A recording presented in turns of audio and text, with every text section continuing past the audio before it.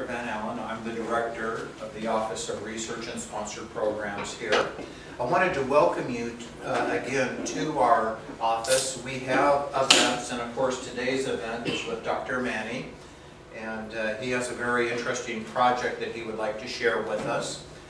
We do these things periodically, and we're trying to promote research on our campus, and our faculty do cutting-edge research and have outstanding research projects. I've worked with Murali, Dr. Mani, on a couple of other projects. One was event stream processing. Some of you may know more about that than I, but it was fun to work with him on that in regards to patterns and predicting patterns and that sort of thing. He also helped out with a diffusers project where a website needed to be constructed. And he wrote a short bio here which explains a few things. I won't go into everything, but he does tell us that he will be talking about secure database systems on the cloud. So that's something that's new to me, and hopefully it's not too new to many of you. Is it new to you, Andre? Yes. Andre's my tech person here, so if it's new to him, it's also new to me. I also wanted to thank our faculty for being here. Andre Lewis works in my office. He works with students, primarily, and with faculty on our projects. Also, Rich Fortner is a consultant in my office. He's Dean Emeritus of the School of Management. Excuse me. And Maria Schell, who is the administrative specialist. You see her at the front desk, and she helped make arrangements for this event. So, Dr. Mani, you do many things. I mentioned event stream processing. You talk about processing of XML streaming data, provenance metadata management, data modeling using XML schemas. And then prior to coming here, Dr. Mani completed his PhD in computer science from UCLA. So I didn't know that about you, so that's good to hear. They usually have good sports teams. Their football teams. I won't go to their football team. Yeah. You also worked at WPI. And Dr. Mani is an assistant professor here.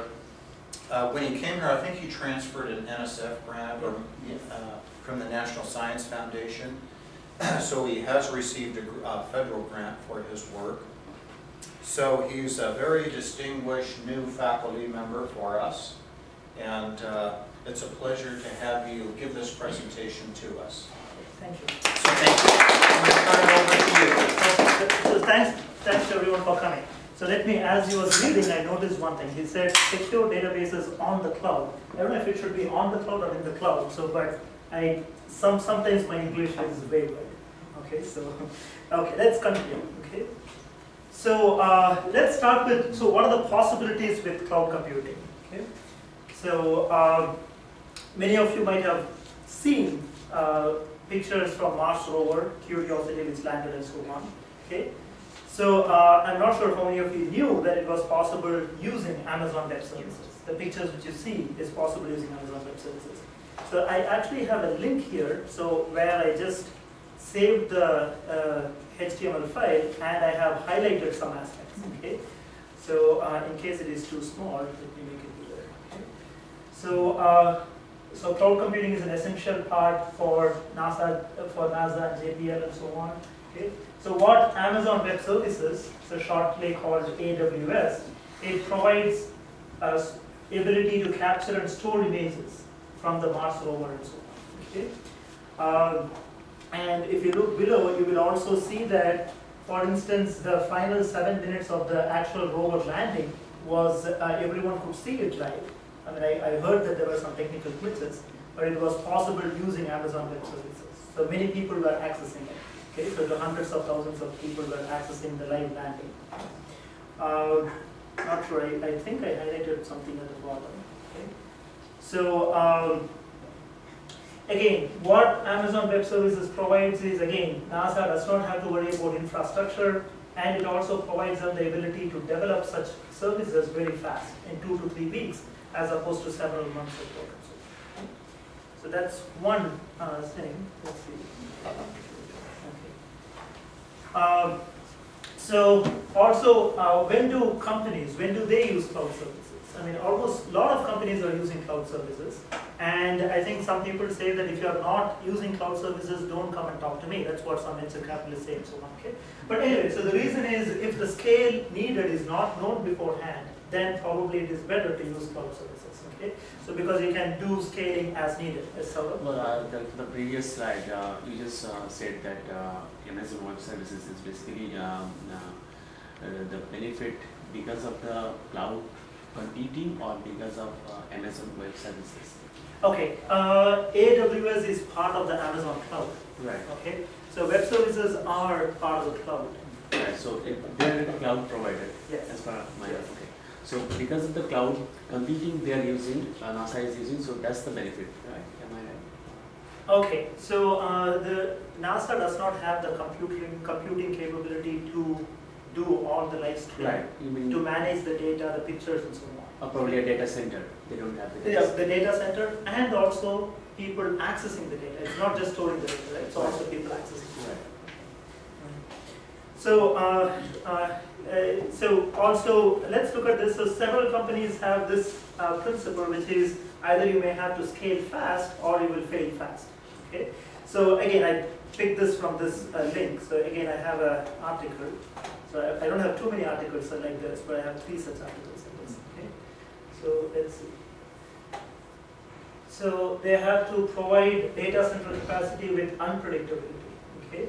Again, you can look at more details. They have a different way of doing using cloud services and so on, but we won't go into those details. Okay. So, for instance, they are talking. So Zynga is provides games. One of their games is Farmville, and their more recent game, I guess, is Cityville. Okay.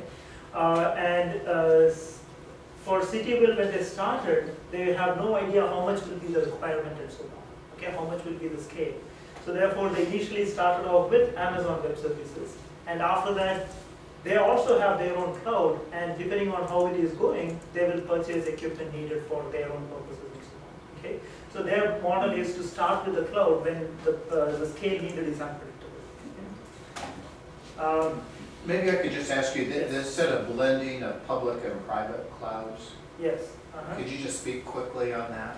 Okay, so again, I mean, I don't look too much into that, okay, so that's not my focus, but again, I mean, there are public clouds, there are private clouds. Yes. But to provide private clouds, you need to have a lot of infrastructure, so it enables you to share data among all the participants in your enterprise, right? Right. But it needs you to provide the ability of doing the, enable the private cloud. Public cloud means that you use something like Amazon, so you don't. So I mean, private cloud is of course more secure because everything is within the enterprise. Yes. So public cloud means that it's over the wire, and there are issues there. There are also hybrid clouds, which Zynga is an example of a hybrid cloud because they have their own private cloud called the Z cloud, and they have the public cloud, which is Amazon. So they use both of them. Okay. So that. Use their cloud as much as possible, but when unpredictable, use the Amazon cloud. Okay, thank you. That helps. Yes, Rich. Would that be similar to the early days of the satellites? Because we had both public and private. AT&T had some up there, but so did European countries and the US and so forth and so on. And you always wondered whose satellite was flying over. Yes. I mean, it's a very interesting analogy. Okay. Yeah, I mean, who does the picture belong to and so on, right? So who is responsible? I think it's a very interesting analogy. You can think of it that way. So you can, as a company like AT&T, you have, I'm sure AT&T has its own cloud also even now. Okay? And there are also, but they don't provide it for other people. Okay? So Amazon provides public clouds. Yes. I'm just curious. I don't know too much about this thing, but like for the private and public, do they talk to each other? Like you're saying that Amazon use both, or Zynga? Zynga, yeah, the game use companies. both. So yes. do they get data from the public, into the private? So what they do is, I guess they, it's more than data, I think it is who does the computation is their more important thing. Okay, so because they are, people are playing, it's not data exchange which is happening, but rather who does the computation. Okay, so because they have so many people playing the game online. Right? So it's mainly distributing the load across the public and the private cloud is what Zynga does. Okay, so do people do data sharing? Again, I'm sure they do, but I mean, I have not, public and private and hybrid cloud is not my focus at all. Okay, so but based on what I read. So, yes. Yes. Just to Yes. just to go home with something, don't Yes. have Yeah. me. Can you just in a layman language tell us what cloud computing is all about? Okay, so right now I've been talking in terms of enterprises and so on, right? If you wait for a minute, the next slide talks about common people like us, like you and me. Okay, so then you'll see it more. You're common. So what am I? I want to go with something. So again, there are several leading cloud service providers. I just said that Amazon is not the only one, though they are definitely very big. Google is there, Microsoft Azure is trying very hard to have a big market and so on. Okay. So this is, I guess, so what can you get with cloud computing? Okay. So again, the source is from a textbook, okay, from people at Berkeley. Okay. So you can get right now, using Amazon and so on, you can get compute power equivalent to the 42nd most powerful supercomputer in the world if you pay $700 per hour. Okay, so that's a lot of computation. I mean, we don't need it, but it's provided. Okay, so we, as in Landra and me, you probably don't need it. Okay, so, but I mean, you guys do a lot of simulations and so on. Oh, yes. So probably. So you might have seen IBM Jeopardy Champion, right? So that you can rent it, the compute power equivalent to that, that costs about $200 a month. Okay. So let's actually look at what we can use, right? So if you are using Google Docs, okay, so that is like cloud computing. Okay. Microsoft Office 365, they are doing the same thing, which is you can do documents. So what is it? On your computer, you don't have to install any software. Okay. All you need is probably a browser, a very thin client, a browser, okay? And the browser, all the data, everything is going to be stored on the cloud. Okay, so you don't have to install software. It's always going, even if your computer breaks, the data is there. Okay, so and so on. Okay? So TurboTax Online. So what is it? Every year the tax policies are changing.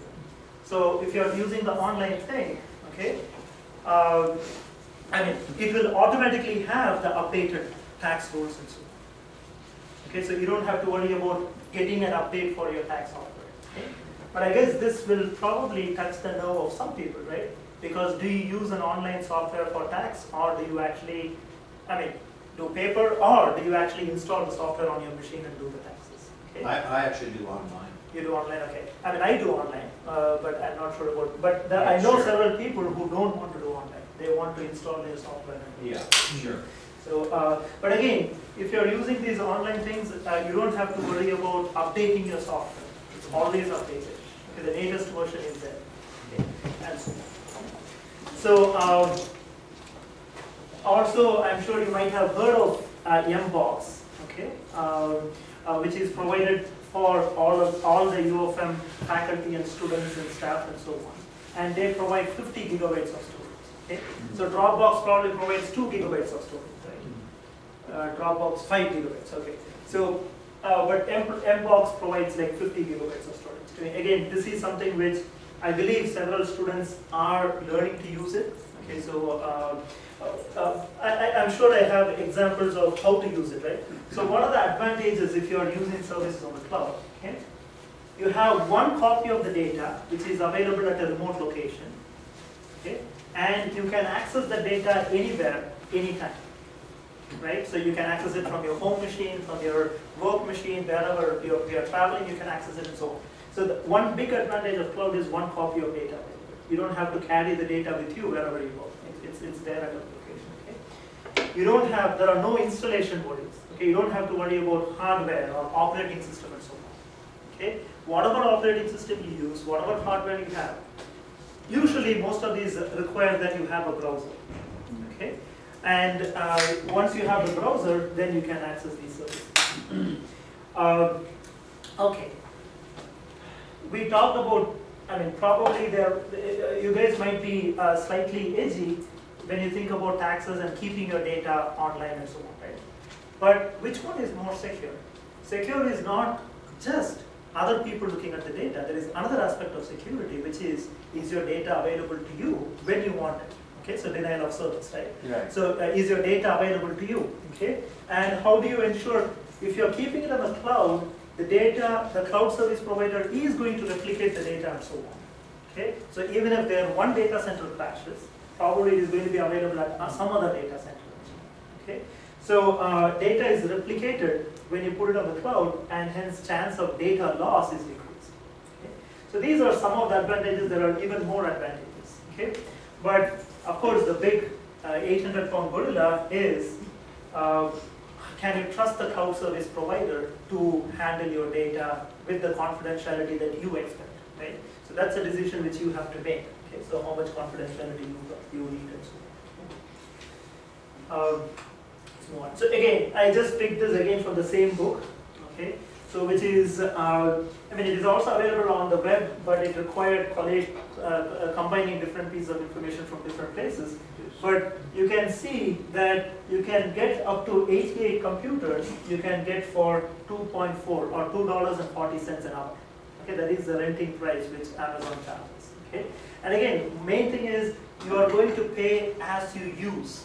Okay, so in cloud computing, so depending on how much you use is how much you pay. So if you're really running large simulations, okay, so several of us might, so probably you may want to look at running those simulations on cloud computing. Okay, so that's probably one. So I just wanted to go a little bit into Amazon, okay? So because again, it's widely used, okay? So Amazon provides multiple components as part of their cloud services. One of them is Amazon EC2, another is called S3, okay? EC2 provides the computation. So what it provides is it provides like a virtual machine for you. You have root access and so on, okay? You can do whatever you want to do with that machine, okay? And of course, you pay depending on your usage, okay? So it's like a virtual machine. That's what Amazon provides, okay? Again, Amazon recommends that if there are sensitive data, don't put it on EC2. So it says that you have to balance yourself. You have to determine what is sensitive and what is not. So Amazon does recommend if there is sensitive data, remove it and don't put it on EC2. Okay? Amazon also gives this guarantee, which is the employees at Amazon will not look at the data unless you ask them to look at the data. Okay? And even if they look at the data, they have some guarantees. For instance, they will be available only from the Amazon network. People cannot access it from other networks. And there is like two-factor authentication. Two-factor is like your password and your M-token. Okay. And so you need two factors which are used for authenticating. And Amazon S3, so EC2 is for computation, S3 is for storage. Okay. So you can store data, images, and so on. But when you do it, again, if there is sensitive data, Amazon recommends that you encrypt the data, or says that you should encrypt the data before you put it on. So, okay. So is my data safe on the cloud? So I don't know how many of you looked at this article. Okay, this I would say this is a must-read for almost everyone. Okay, not just technology people, but everyone should try to read it. Okay, let me just show this article. Okay. So this is the person. So and his, if you look at the caption, it says his digital life was dissolved by hackers. Okay, so that's the picture. Okay. So this is what happened, right? So his Google account was taken over and deleted. His Twitter account was compromised. Okay, some messages were broadcast. Apple ID account was broken into. All the data from iPhone, iPad, and MacBook were erased. Okay, sounds very scary. So probably you may think that after this you probably should not be using cloud. Okay, but let me say this: if all this happened, I believe August 3rd or something, and even Matt Honan, the person who underwent all these things, he says that he would probably use the cloud more now than before. Okay. Okay. So I mean, there were follow-ups. Okay. I mean, I don't have the follow-up articles and so on. I would recommend that you do look up online. Okay. But let's see, why did this happen? Okay. So again, what happened was Amazon gave the hackers a piece of information. Okay. Amazon considers that as not important, but Apple considers that as the main way of authenticating the person. Okay. Apple considers it very important, Amazon considers it as not important. So people are able to get some information from Amazon and use it to go into Apple account. Okay? So what I would say here is this happened because there were contradictory policies, security policies of the different companies. Okay? This definitely is a very important issue. You have to keep that in mind when you are actually accessing multiple cloud services and so on. Okay? But again, I mean, this is a very interesting article. I would like you to look at it. So for instance, you were talking to 1 hour on Apple, and then they thought he was Herman rather than Honan. Okay, so anyway, so all this is very interesting. This is available in which one? This is available in your slides? It's available on my slides. Okay, the actual article is available, and the highlighted article won't be available because it's on my machine. So, but the actual article is available. Okay. Again, as I said, the main reason for this is contradictory security policies used by different companies. So now, but that is not our focus in this talk. Okay, so I mean, I don't think I can do much work in what different companies are doing. Okay, so let's actually focus on my part, which is if you're putting data in the cloud, okay, and okay, I'm not just going to put data in the cloud, but I also want to manipulate the data while it is still in the cloud. Okay, so do some operations on the data. How can I do that? Okay, it's putting the data, and also I want to do manipulation. So let's actually say the scenario. Okay, so this is I am the owner of some data, right? So think of me as a company which has, say, customer information for last 10 years or something. Okay, pretty confidential data. Okay, so I don't want anyone else to get to the customer information. Okay, so I have this data. Okay, and what I want to do is I don't want to to manage the data, to install software for managing the data and so on. Okay, so I don't have expertise in that, so I'm ready to rent the cloud for doing that. Okay, so what I will do is, of course, I will hand over the data to the cloud. Okay, once the cloud data is in the cloud, now these are people who want to use the data. Okay, I mean these are good people. Okay, so I mean it could be the same as this person also. Okay, so they want to use the data. But remember, every time you use the data, I don't want the entire history. I may want, for instance, what was the history, say, the customers who bought, say, last Thanksgiving. Okay, so some portion of the data. So I don't want the entire data to be brought back, because the entire data will be huge, because I don't have the capability of managing such large data. Okay, I will send something called a query. Okay, so I hope, so I'll send a query to the cloud. The cloud will actually compute the results of the query, and it is going to send back the results. Okay, so basically, I guess you should know. So this is more than what Matt Honan was doing and so on, right? Matt Honan was only keeping his data in the cloud, and I mean his own iPad things got deleted because I mean that's Apple's policies. Okay, that's how it got deleted. But what I want to do is I want to put the data in the cloud. Okay, you will see that when I put the data in the cloud, the data will be encrypted. Okay, so the cloud will not know what the data is. Okay, so cloud will not know what the data is, but still I can ask the cloud to do some manipulation on the data. Okay, when you don't know, how can you do operations on the data? Okay, so that's the tricky part, right? It's very tricky. And then you give back the results. So this will also be encrypted. Once it comes back encrypted, whoever wants to use the data can decrypt it and use the data. Okay, so that's the whole setting. Okay. Yes, Raghu? Yeah. So what I understand is, as cloud computing is like software as service, platform as service, and infrastructure. Yes. So in the platform service, your database will be in the platform service. Am I right? So it is a platform, you can think of it as platform, but I would say it is more software as a service, right? Because you have to do query processing and so on. Okay, so an organization will hire that particular software as service part of the cloud computing model, Yeah. and so they will have different software to query, how they will query web application. They will use some web application. Okay, very good. So what I'm thinking is Oracle will say that you can keep encrypted data on with me. Okay. Okay, so Oracle will say that. So what we will do, okay, is we will send our data, we will encrypt the data, and we will send it to Oracle. Okay. Okay. Now once the data is there, now we can query Oracle. Okay. But remember, this is all Oracle at San Francisco or whatever, right? Okay. Right. So yes, and then the Oracle will send back the results. I will decrypt it. so in this case, Oracle is being the cloud provider. Yes. Okay. So let's look at this. So in this scenario, okay, who can be malicious? Okay, so again, there are many participants who can be malicious.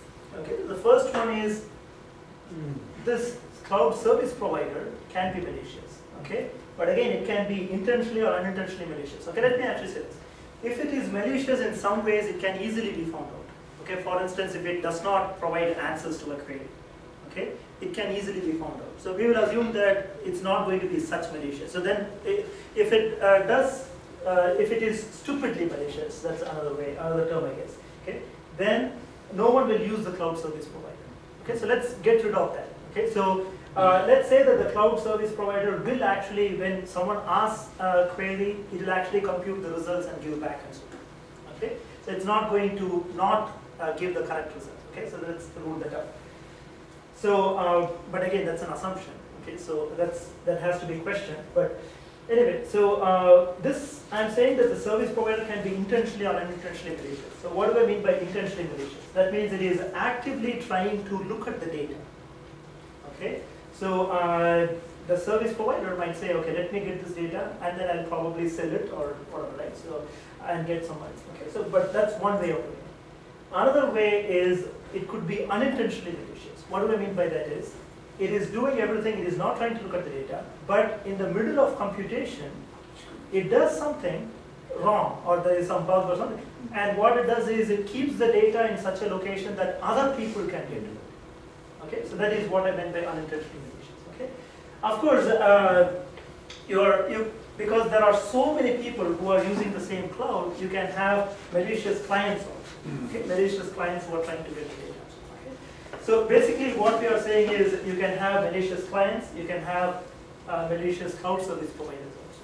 Okay? So what we will do is we will say that the data will be encrypted here itself.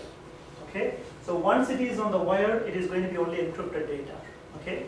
The cloud service provider will see only encrypted data. So even if it is careless with the data, anyone who gets the data will be able to see only encrypted data, so they won't be able to make anything of it. Okay, so that is what we will do. So, I mean, let me actually say there are some people who have looked at this. So again, they looked at the title of the paper was interesting. Hey, you get off my cloud, right? Okay. So this was based on Amazon EC2. What they found was, so this is basically showing unintentionally malicious service providers. Okay, so.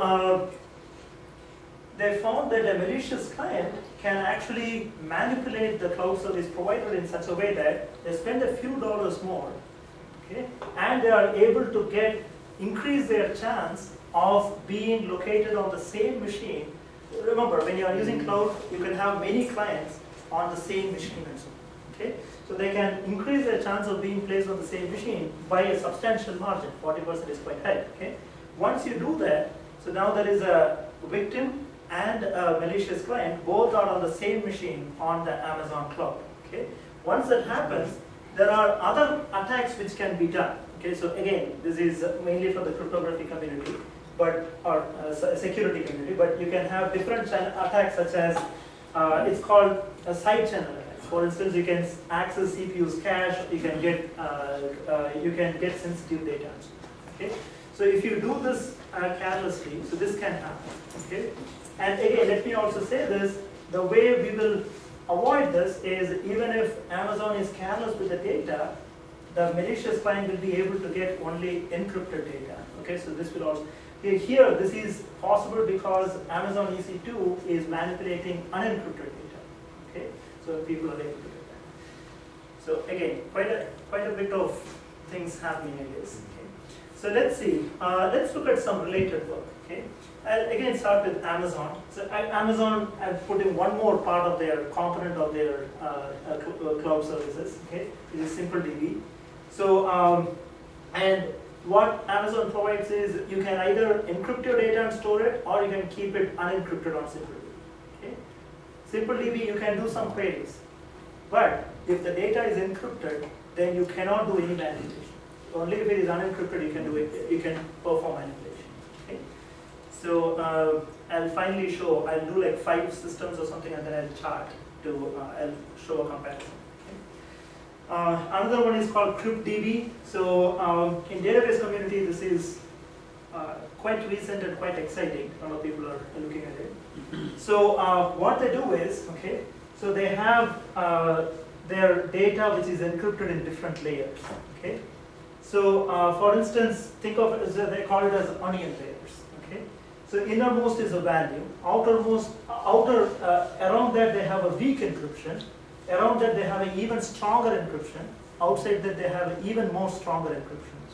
Okay, so R&D is the strongest encryption. So if the data is encrypted using, this is random, okay, random encryption, then you cannot do any manipulation on it. Okay, so suppose, and if you have encrypted using this layer, right, you can do equality comparisons. You can check if something is equal to something. Okay, this layer allows you to do less than, equal to, less than, greater than, and so on. Okay, and this is the raw value, so you can do any operation on it. Okay, so suppose you want to check if something is, if this value is equal to some other value. What you will do is you will remove a layer of encryption and then bring the value down to this layer of encryption. Now you can do equality comparisons. So that's why they call it as onion layer. So you can peel off layers as you want. Okay. But once peeled off, remember that the value is going to stay at that value. So if it is a malicious service provider, it has a weaker encrypted value now, okay, and it can do some bad things with it. Okay, so that's their work. Okay, so to perform any manipulation, onion layers will be removed to an appropriate level. Okay. Some operations cannot be done unless you bring it down to the raw value. Okay, so again, this is some technical details, but okay. So this was 2011. Okay, so this was one of the first projects in the database community on using database as a service. That's what they call it, database as a service. Okay, and this was before cloud computing was there, actually, the term cloud computing. Okay, so what to do is, so think of a table. Okay, think of a table. Now assume that values in a column, there are 6 values in a column, okay, 100 to 600. Okay? So these are the raw values. When you store it on the server, you are going to map these values to buckets. Okay? So for instance, 100 is mapped to bucket 3, 300 to 3, and so on. You map them to buckets. Okay? Now on the server, what will be stored are these values will be stored, okay, for each column. So here it will be stored as 1, this will be, no, sorry, this will be 3, this is going to be 1, this is going to be 3, and so on. Okay, that will be stored on the server. Okay. Now, let's see what happens. Okay. Suppose the query asks for, you want to find rows where column is equal to 400. Okay. How can you do that? So on the client side, the query will be translated using the mapping from this value to the bucket, right? So it will be translated into. It will find that the bucket corresponding to 400 is 2. So translate that into find where bucket is equal to 2. Okay? When you do that, what the server is doing is it is going to give everything which satisfies this bucket, which means the column can have either 400 or 600. Okay? Now those rows will be sent back to the client, and the client will do the rest of the processing. Okay? So is it okay? So you can say that the main idea is server will do as much computation as possible, and the rest of it will be done on the client. Okay, but the client has to do some processing. okay, almost always. Okay? There are some things which can be tuned. For instance, how many buckets should be used. That is a tuning parameter. If you use only one bucket, then the server cannot do any computation, right? Because for every query, it has to give all the data. Okay, that will give the highest security, but no computation is possible. So there are some trade-offs and so on. So, okay, let me show you another one, which is order-preserving encryption. Okay, so it was first, I believe this was the first work on that, which is from IBM people in 2004. And very recently, there were some crypto people who studied the cryptographic properties of this and so on. Okay, of this idea. Okay, so what they have is, okay, so you have source data. So think of it again as a column of data, right? And the source data, assume these are values, right? You can think of it as this is 1, this is 1.75, this is 2.25 or something like that. Okay, so assume this is to scale or something. Okay, what they do is you take the source data. They will transform the data into a target distribution. Okay, what I mean by that is, so here I am saying that the target distribution, assume it is uniform distribution. Okay, so what is going to happen? So each value, so it is going to be mapped uniformly to this target distribution. Okay, for instance, even though this is 1 will be mapped to 1, 1.75 will become 2.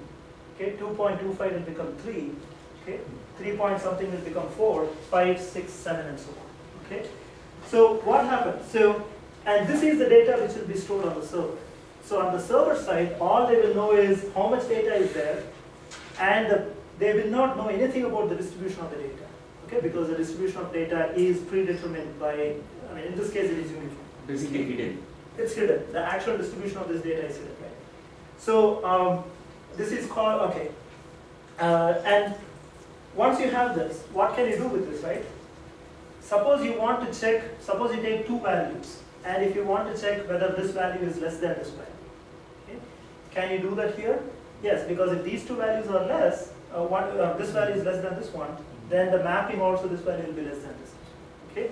So order is preserved, and that's why it is called order preserving encryption. Okay? Let me also say, so once you do this, you can do less than, greater than, equality comparisons. You can also sort the data. You can do sorting. Okay? You can sort the data. Okay? And for databases, you can build indexes. Indexes are possible if you can do comparison, less than, greater than, and so on. Indexes will make sure that you can answer a query by looking at less than 1% of the data. Okay, rather than looking at all the data. You can answer queries by looking at a very, very small portion of the data, which gives very huge performance benefits. Okay? So indexes can be built if you do this. But remember, you cannot do other operations. You cannot do addition and so on. Okay, so that is not possible. Okay, so the things which you can do are you can do comparisons. Okay, you cannot add these two values. That is not meaningful. They do not signify what is the value here. Okay, yes, go. Does that allow quality comparisons as well? Equality? Yeah. Yes, equality is done because if two values are equal, they will be mapped to the same value. Okay, so this is weaker security than schemes which allow only equality. And it's based on a shared key? They must use the same key for encryption. Okay? And see, that's why I say that if you want to do less than and so on, it has weaker encryption than if you want to do equality. Okay? So because if you can do less than, you can also do. So this concept is basically this configuration is happening in the server side. The mapping is going to be done on the client side. Then the server will have this data. Based on this data, the server will be able to do any comparisons and sorting and so on. Okay, so server will have the key and client will set the key and value. Yeah, so the client will have this mapping, will have the mapping and so on. The server will have only this final. So I guess this is the chart which I promised. But let me also say there is one big factor which I am not showing here. Okay, but let's actually look at what I'm showing here. Right? So I have a buzzword here. Okay, so how many of you recognize this term? Okay, what does it mean? Basically, For CPU, sorry. Okay.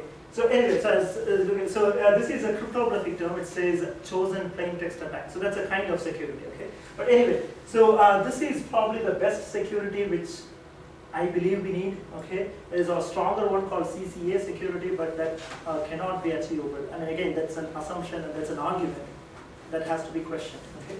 But anyway, so let's say that this is 100% secure and this is 0 secure, and you have 100% of the service provider can do the processing. So when it's 100%, that means the service provider can do all the query processing. Okay, the client has to do nothing. The client will have to only decrypt and encrypt. Okay, the client does nothing. So if you look at the various systems, right? So here I put SimpleDB, but SimpleDB gives you various tuning parameters. But let's say that here you are keeping all the data encrypted. If you keep all the data encrypted, you have full security, but you cannot do any manipulation of the data. Okay? The naive is, I mean, I say naive, but that's what we do when we don't have any security or encryption, which is you have no security, but you can do, everything can be done on the server, right? Okay? This, again, I have plotted the others based on these factors. Again, there are some tuning parameters, so this is what I said. But let's actually say, so what we would ideally want is this one, which is 100% secured and 100% provides, the database server can provide all the functionality, okay? And I mean, I will argue that I can do this, but the one huge thing is it efficient, okay? So this one is in a totally inefficient, or impractical right now, okay? There are several research which has to be done to make it practical, okay? So, but all these other systems, they're, of course, they're all based on practical solutions. I mean, they're all, you can implement them and you can work on them and so on. But remember that you will lose some security and so on, okay? So, the huge thing is, I mean, this is what I'm focusing on. So basically, I would say it this way. While other people are taking practical solutions and trying to improve the security, I am trying to approach it from the opposite end, which is have a fully secure system and try to make it more practical. Okay, that's what I'm doing. Okay. But again, it's not, it's a very interesting problem. You will see some of the challenges. Okay. Again, there are other alternative problem formulations. Okay, so these are, so what I showed here, they're all trying to do the same thing. Okay, so query processing on encrypted data. Right? So there are different other formulations also, which is, this one is how do you distribute an index across multiple servers. This is again distribute data across multiple service providers. Okay, and something on information retrieval. This is very interesting. But what they say is, can a Google search engine, right? Can it answer a search query without knowing what was the query that it answered? Okay, and the answer is it is possible. Okay, so the search engine will be able to provide answers without knowing what it answered. Okay, so anyway, so that sounds very impossible, but so you can do that. So let's now look at how can we make the kind of go towards the ideal solution, right? Okay, I mean, I'm sure everyone agrees that that is the ideal solution. Okay, but of course there is a performance axis. Okay, so if you make it efficient, also that is definitely the what everyone wants. Okay? So let me introduce a topic called fully homomorphic encryption. So this is not done by me. Okay, this is done by Craig Gentry as part of his PhD, and now he's at IBM Watson. Okay, so work done in 2009 plus. So it's very recent. Okay, so this concept of fully homomorphic encryption has been there in the crypto community for a long time. Okay, for more than 30 years. Okay, I'll show you the history in a minute. Okay, but basically what Craig Gentry was able to do was he solved an open cloud which was there for more than 30 years. Okay, which was the following. Okay, it may sound ridiculous, but basically what it says is you can do any number of additions and multiplications. Okay, for those who are comfortable, you can think of it as addition is XOR and multiplication is AND. Okay, you can do any number of additions and multiplications on encrypted data. Okay, this was not possible before. Okay. But let's also see, any computer program can be written in terms of these operations. So what does it mean? Put them together, you are saying that any program, any software can be written on encrypted data. Okay, that's what it says. It's a very general thing, but actually implementing it will be difficult. Okay, but let's see. So what is the idea? Okay, why was this not possible before? Is whenever you perform addition or multiplication, some error is added on the encrypted data. The result will have some error. But when you keep on doing more and more, you are going to get more and more error. Okay? When the error becomes too big, then the data is no longer correct. The result is no longer correct. So you have to, so what Craig Gentry was able to do was, if the error becomes too high, then he will do something called refresh or bootstrap. Okay? And what it will do is, it is going to remove some of the error. Okay? For that, what it does is, let me actually say some notation, right? So this is public key and secret keys.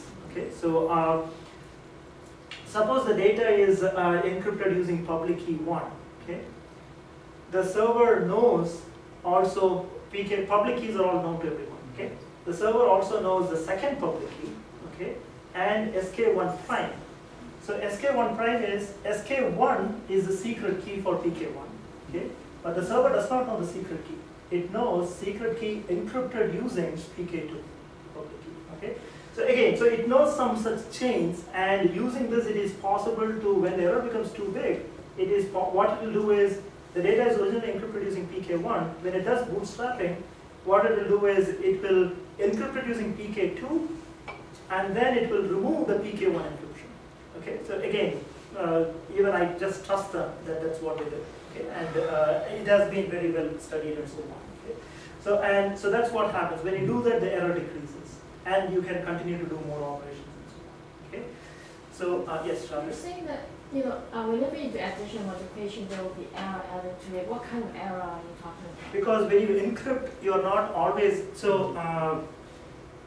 I had something called a DET, which is deterministic encryption. Okay, so when you do deterministic encryption, that means a value. Whenever you encrypt it, it is always going to map to the same value, encrypt to the same value. But that is not secure.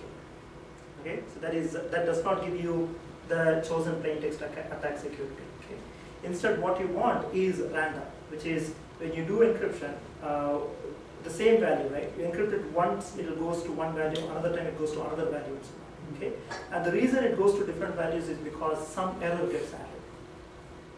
Okay, so when you do addition, this error also gets exaggerated. It becomes bigger when you perform any operation.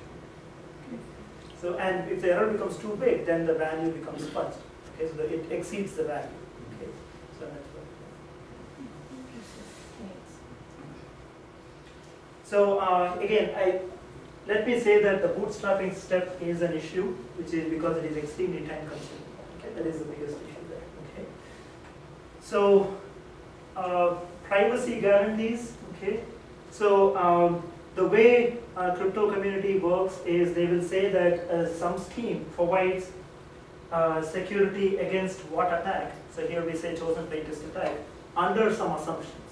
Okay, these assumptions are usually saying that some problem is hard. Okay. So this is based on the assumption that these two problems are hard, which have been studied for a very long time, and we all believe these two problems are hard. Okay. Again, the theory community has studied, not me. Okay. So, but some of these assumptions have also been strengthened in the sense that there are even better assumptions which are made now. So this was in 2009. Now they have even better assumptions. Okay. But the end result is the whole scheme is secure. Okay. So under some.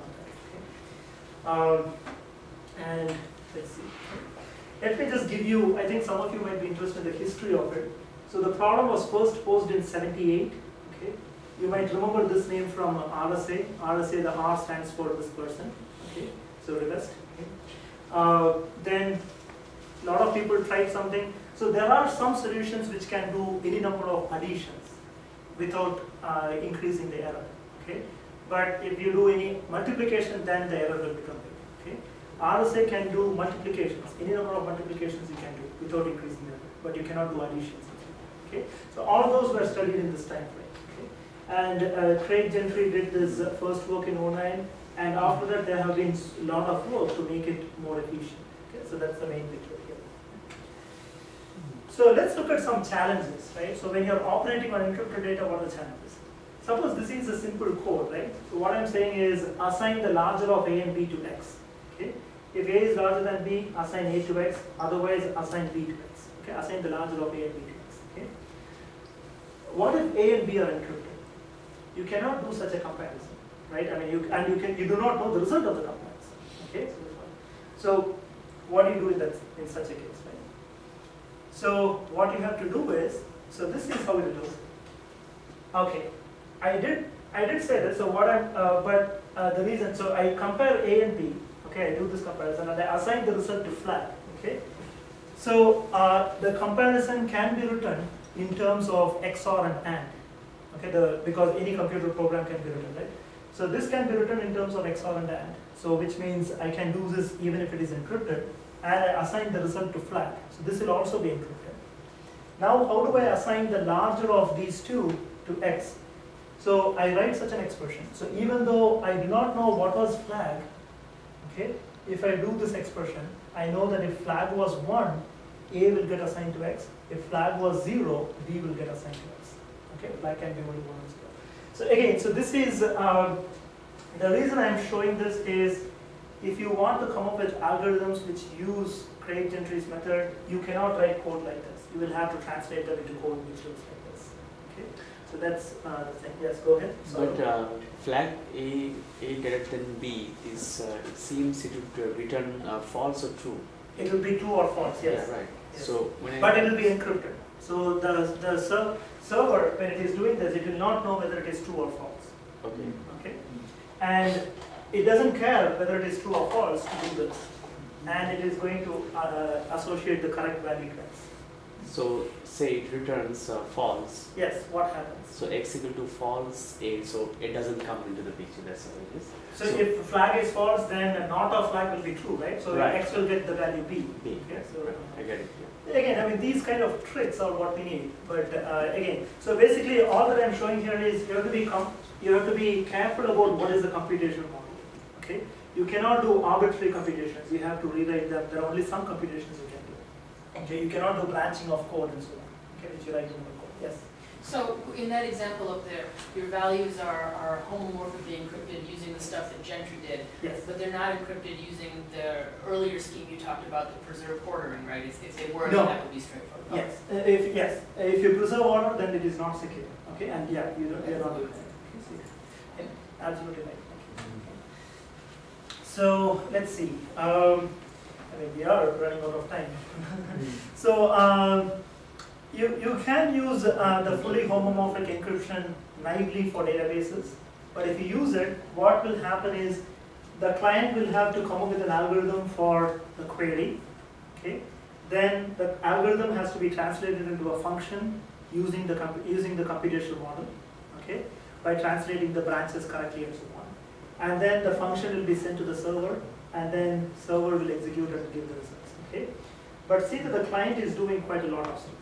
Okay, so but client doing this coming out of the function is not optimal. Okay, so the reason I chose not optimal is if you search Google News for not optimal, it is a political joke in the last few days. Okay, so but anyway, so let's move on. Okay, but this is one way of doing it. Okay.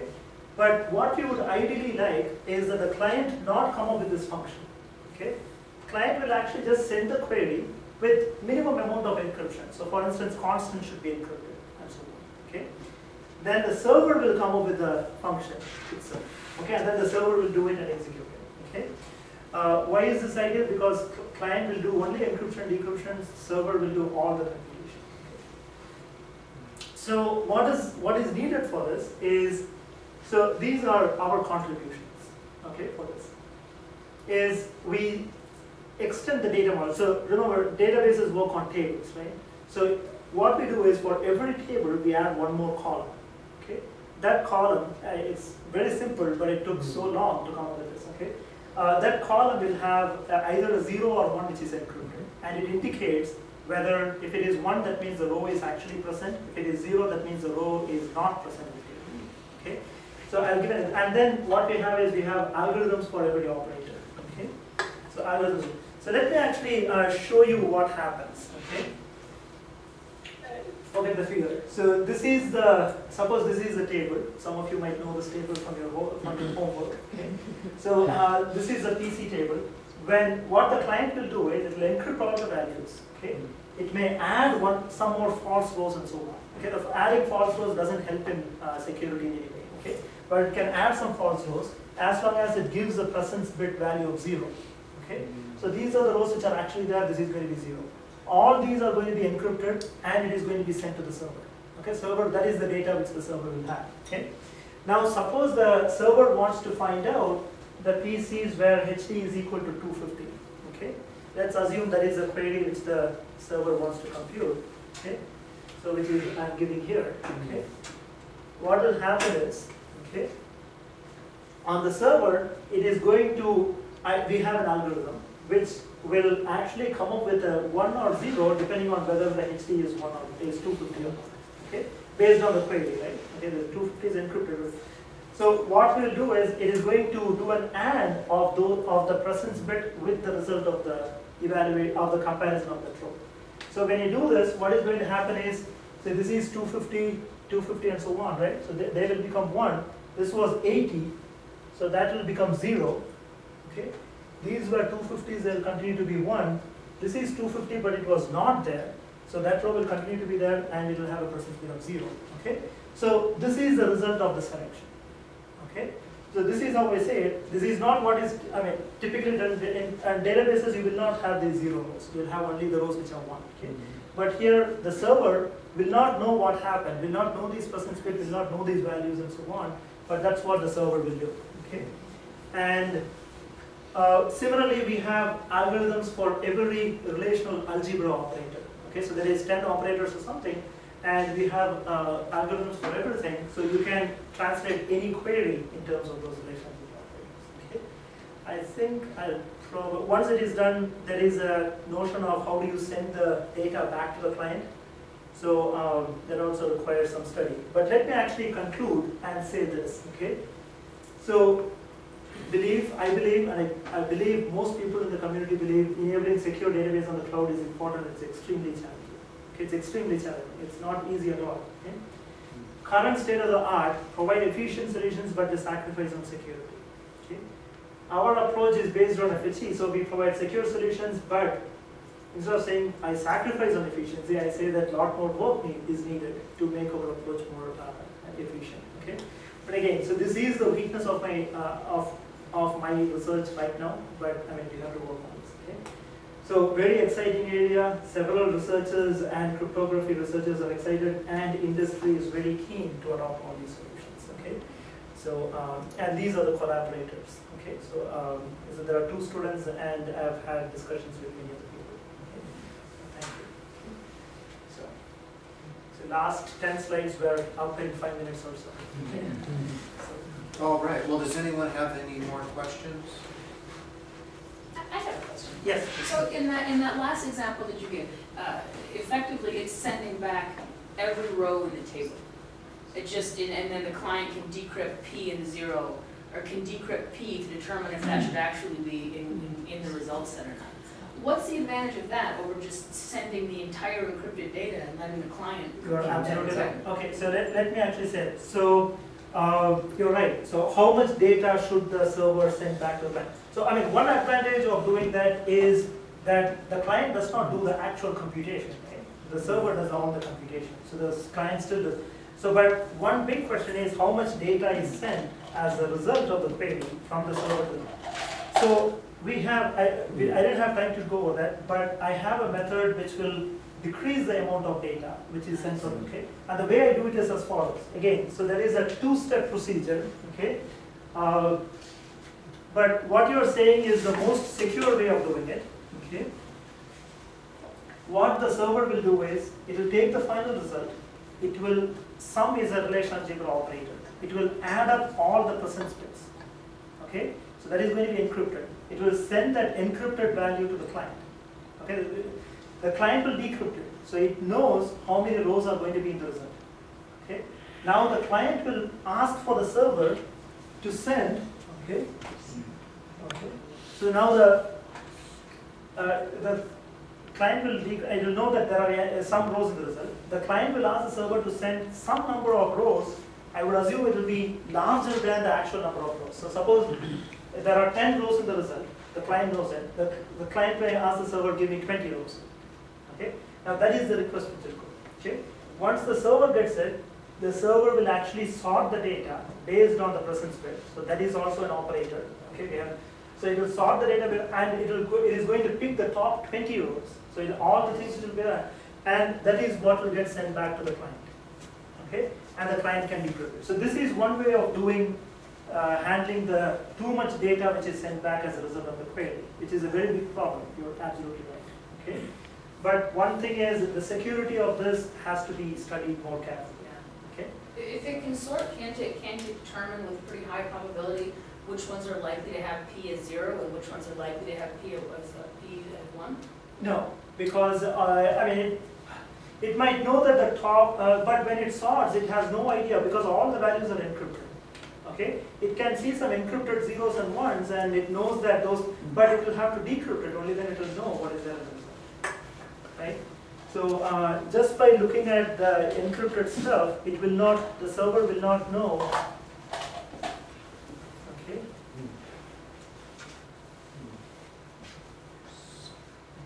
So even though the server sees this in the order of all the ones and the zeros, but remember these are all encrypted, so the server will have no idea what the data is. Okay. So the sorting will not do anything to it. Okay. So, but the two-step communication we have to be careful. Okay. So it can figure out probably which rows are likely to have 1, but even so it can't decrypt the data there. So it can identify the rows probably, but it still can't. It still doesn't know the actual. But it won't know that row also. It won't even know which was the original row because when you do sorting and so on, the rows get changed, swapped and so on. So you have no idea what the rows are. Okay. And let me also say this. Another way of dealing with the data communication back, which more people have done, even Craig Gentry said in his paper, is probably the client has to send at the beginning that these are the number of rows which the server must send back. Without knowing how much data should be the result. The server will guess as to how many will be the result and send that. Now the server will populate that much and send back. Okay, so that's what one Craig generated in one of his papers. So at some point in there, all that data has been randomized? Is that what we're saying? Yes, the data will be, when you encrypt it, it will be all randomized encryption. We do that on Do You Want to Be a Millionaire every day at noon. So, so individual row order will be changed, but you will not mix one row with another row. That will not happen. Yeah, what I'd like to do is thank you. Could we all thank Dr. Mani? And if anybody has any extra questions, maybe you can stick around for a few minutes. I know it's after 1 o'clock. I can. Okay, thank you all.